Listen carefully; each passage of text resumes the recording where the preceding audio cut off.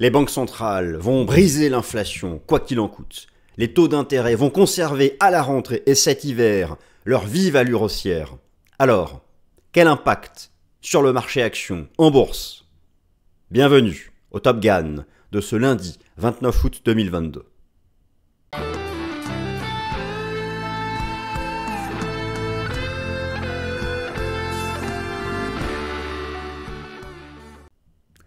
Alors, chers amis, bienvenue.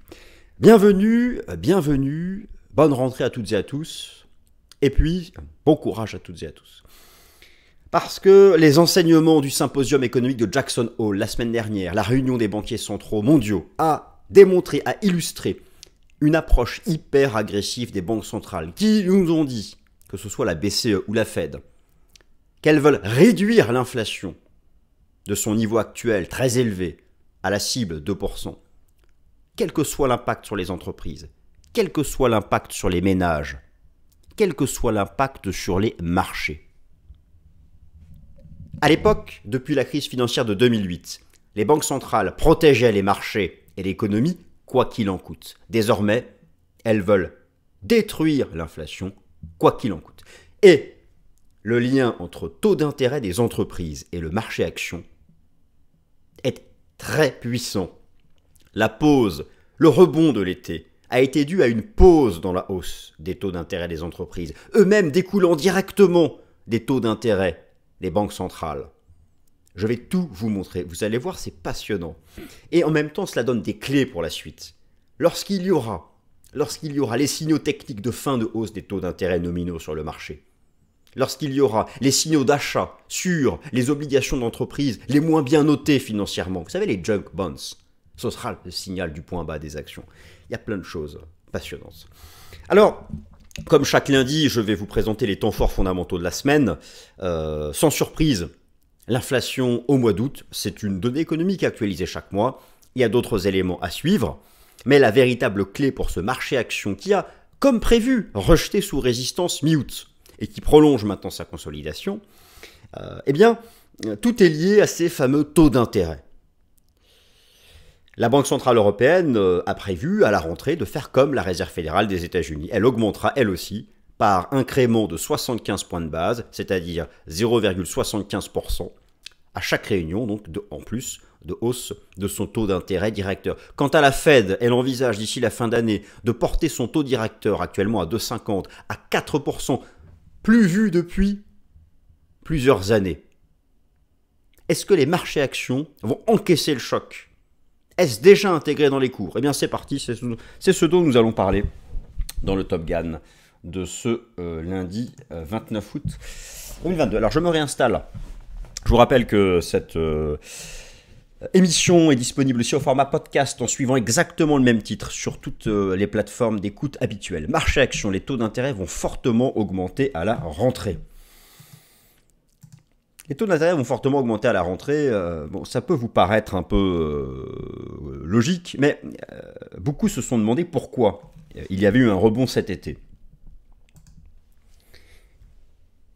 Je suis allé comparer les séries de données entre les anticipations de taux d'intérêt des banques centrales, les taux d'intérêt réels des entreprises sur le marché, je ne parle pas des anticipations, les taux d'intérêt réels des entreprises sur le marché, et la tendance des actions.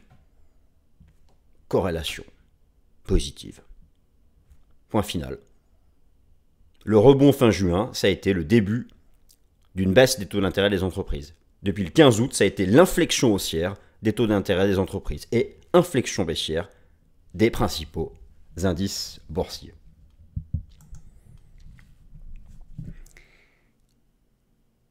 Le plan est sous vos yeux, je vous laisse lire. J'essaie de ne pas lire ce que je mets sur les slides, mais de mettre ça en voix différemment. Je vais aussi vous présenter, vous rappeler, je vous ai présenté depuis quelques semaines des indicateurs avancés ultimes. Je pense en avoir isolé un seul. C'est le prix des junk bonds, les obligations d'entreprise les moins bien notées, spéculatives, celles qui ont le bilan financier le plus dégradé. Lorsque il y a des signaux haussiers sur les junk bonds, c'est vraiment que la confiance revient. Le signal haussier de rebond technique sur les junk bonds mi-juin a anticipé celui des indices boursiers. Et mi-août, il a donné un signal baissier un jour avant les indices boursiers.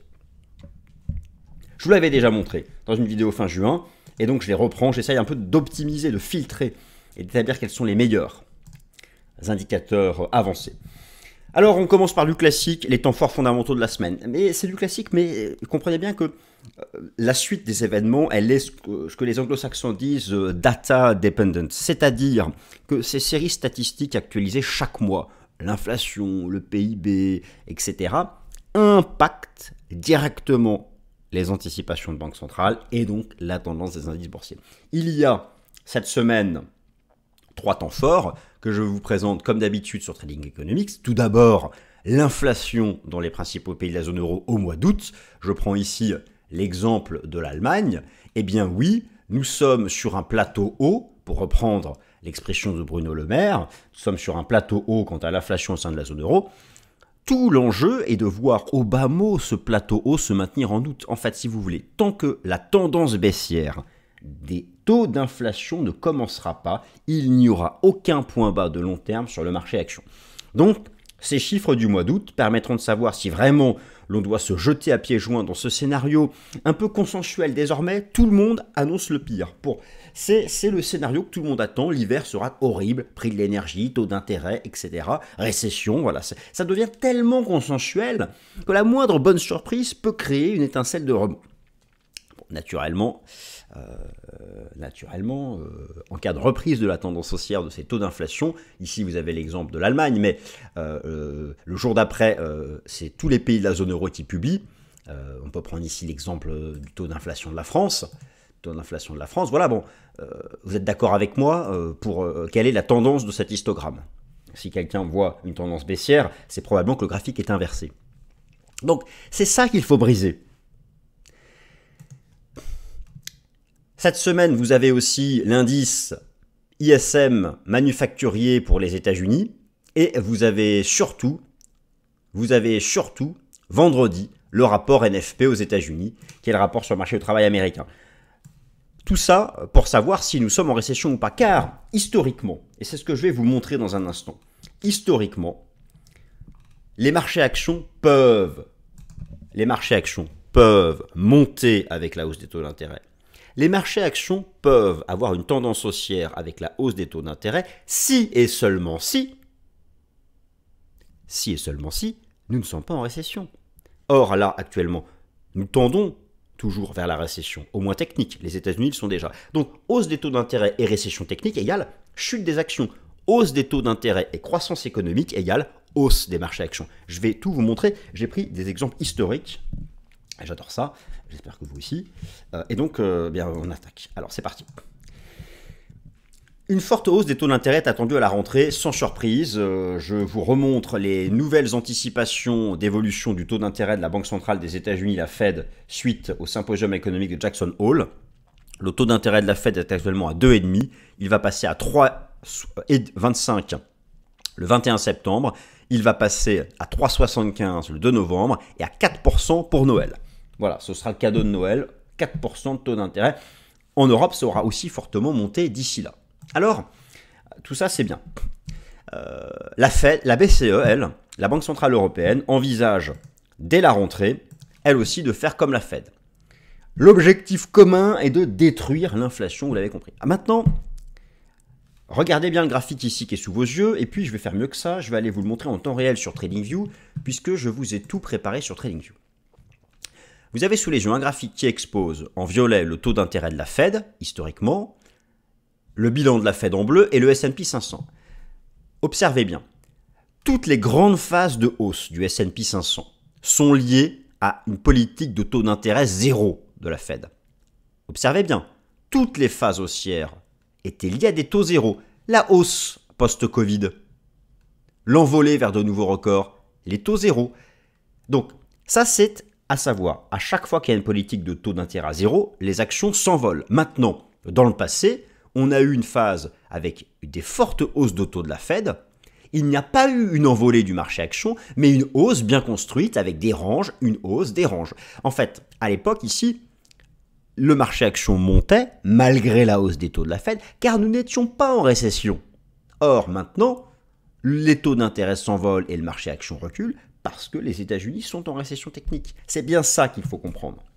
le marché action peut monter avec la hausse des taux d'intérêt, mais dans le cadre d'une économie qui conserve une croissance économique. Or, actuellement, tous les indicateurs d'activité montrent que nous n'avons pas repris le rythme de croissance économique positive.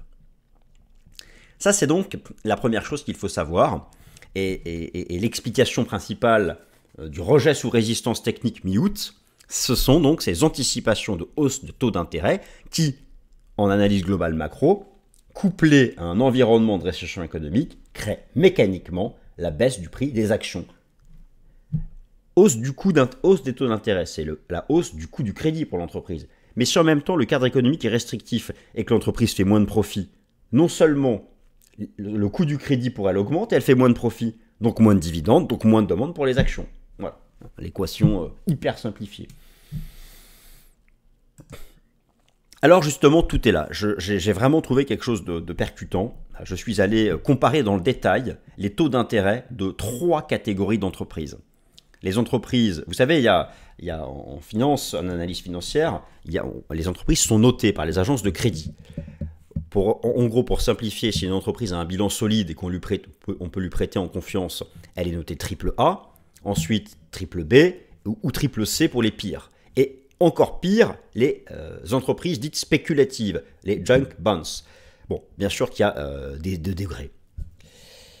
Je suis allé comparer la tendance des indices boursiers et les taux d'intérêt des entreprises triple A, triple B, triple C.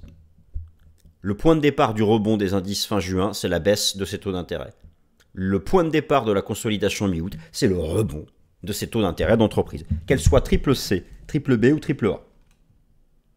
Et tout ça se suit en temps réel et s'analyse techniquement. Alors, donc ce sont les 4 grandes catégories de crédit. Triple A, triple B, triple C, donc ce sont les grandes agences de notation qui notent les entreprises en fonction de l'état du bilan, du compte de résultat et du tableau de flux de trésorerie des entreprises. Donc là, on parle de comptabilité, qui est une des dimensions de l'analyse financière. Voici le graphique que j'ai préparé et je vous le montre en temps réel sur TradingView. Vous avez donc les taux d'intérêt des entreprises selon la notation de crédit. Observez bien, notamment les entreprises notées triple C. C'est en fait la masse des entreprises les plus fragiles. 1er juillet, début de l'été, 1er juillet sur le S&P 500, point de départ du rebond. C'était le point de départ d'une phase de consolidation. Et mi-août, 15 août, que s'est-il passé? Rebond.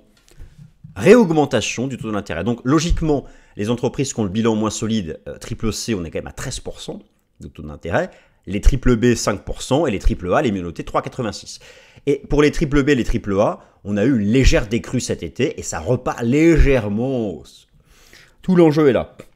Pour envisager que les marchés actions ne décrochent pas à la rentrée et avoir un rebond, il faut, malgré la politique monétaire restrictive des banques centrales, il faut que les taux d'intérêt des entreprises reprennent leur recul. Et pour ça, il faut que la politique monétaire restrictive produise ses effets positifs, c'est-à-dire que l'inflation entame une tendance baissière. Donc en gros, pour avoir un rebond, première étape, une tendance baissière de l'inflation. Deuxième étape, un repli des taux d'intérêt, notamment les entreprises les moins bien notées, et ça plus ça égale point bas des marchés actions. Et ensuite, il faudra des structures techniques de renversement aussi.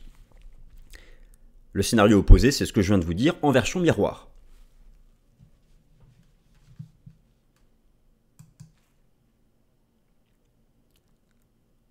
Le lien est donc extrêmement fort dans le temps. Alors, là, je vous ai montré les taux d'intérêt associés à ces obligations d'entreprise. Maintenant, pour vraiment vérifier la demande du marché vis-à-vis des obligations d'entreprise les moins bien notées, on va regarder non pas l'analyse technique des taux d'intérêt, mais l'analyse technique du prix des obligations. Vous savez comment ça marche. Vous achetez une obligation, c'est-à-dire que vous prêtez de l'argent à une entreprise, vous achetez l'obligation, elle a un prix, et en contrepartie, vous recevez la rémunération via un taux d'intérêt. Là, on va regarder les taux d'intérêt. Maintenant, on va regarder le prix. Donc, si jamais il y a un signal haussier sur le prix des junk bonds, des obligations d'entreprise dites les plus spéculatives au niveau de leur bilan financier, c'est vraiment que le marché retrouve confiance dans l'environnement économique. Car normalement, celles qui ont le bilan financier le moins solide, en période de crise, elles s'effondrent. La sélection naturelle, si vous voulez. Et vous allez voir, je vais revenir sur TradingView et je vais vous montrer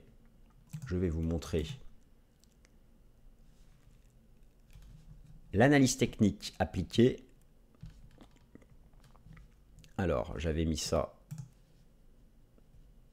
dans les taux. L'analyse technique appliquée au jug bounce. Observez bien comme c'est magnifique. 1er juillet, double bottom. Vous avez là l'analyse technique appliquée au prix des junk bounce. Double bottom, début juillet, point de départ du rebond des actions. Et mi-août, même un peu avant, vers le 11-12 août, signal baissier sur les junk bounce avec un test de cette fameuse moyenne mobile à 30 semaines dont je vous parle régulièrement de Stan Weinstein, qui définit la tendance de moyen long terme. Elle a été rejointe mi-août, c'était, et d'ailleurs on repart à la baisse. Donc, pour envisager une stabilisation des marchés actions, vous avez avec le prix des obligations d'entreprises dites spéculatives, un superbe indicateur avancé. Un superbe indicateur avancé. L'espoir subsiste, c'est-à-dire qu'on peut envisager qu'ici, on vienne simplement faire un retour sur la ligne de coût de ce qui était ici un double bottom, et si ça repart, si on arrive à refranchir la moyenne mobile à 50 jours, là, ce sera propre. Sinon, regardez à l'époque. Historiquement, là, c'est la crise du Covid. Chute des obligations spéculatives, Death Cross. On repart à la hausse, Golden Cross. Le Death Cross redonné en novembre 2021. C'est un des meilleurs indicateurs avancés, alors que le marché action a fait son point haut en décembre. Donc là, il n'y aura pas de renversement haussier tant qu'on n'aura pas un Golden Cross. Et on en est loin. Et là, il y avait un début de stabilisation de la MM50, mais avant que la moyenne mobile simple à 50 jours redépasse la 200. Donc ça, je vais surveiller ça vraiment chaque jour, c'est magnifique. Et c'est vraiment une des clés les plus avancées. Le Gold, donc, voilà, dès novembre 2021, 2 mois avant le renversement des grands indices boursiers. Je vais vous remontrer ici les grands indices boursiers et notamment donc le S&P 500. Et voilà, ça a été vraiment décembre, le point haut.